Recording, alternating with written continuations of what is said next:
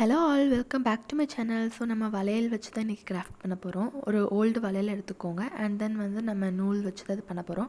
நான் பண்ணுற மாதிரி நீங்கள் சும்மா ரேண்டமாக சுற்றிட்டு வந்தால் போதும். எந்த ஷேப்பும் வேணும்னு இல்லை.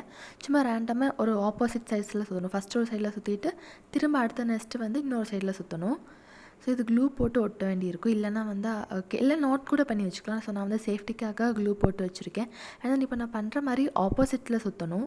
ஸோ இதுக்கு ஒரு ஷேப் எதுவுமே தேவையில்லை. ஸோ ரேண்டம் அப்படியே சுற்றிட்டே வந்தால் போதும். இந்த மாதிரி நீங்கள் நார்மல் வளையல் எடுத்திங்கன்னா சுற்ற கொஞ்சம் கஷ்டமாக இருக்கும். இதில் பீட்ஸ் இருக்கிறதால அதுக்கு சென்டரில் வச்சே நான் சுற்றி வந்துட்டேன். அண்ட் தென் நம்ம இங்கே எண்டுலேயுமே க்ளூ போட்டு ஒட்டணும்.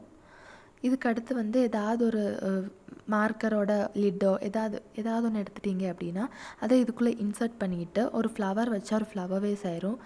So that's it. நல்லாயிருக்கா? இல்லை நீங்கள் ஒரிஜினல் ஃப்ளவர் கூட வச்சுக்கலாம். தேங்க்யூ.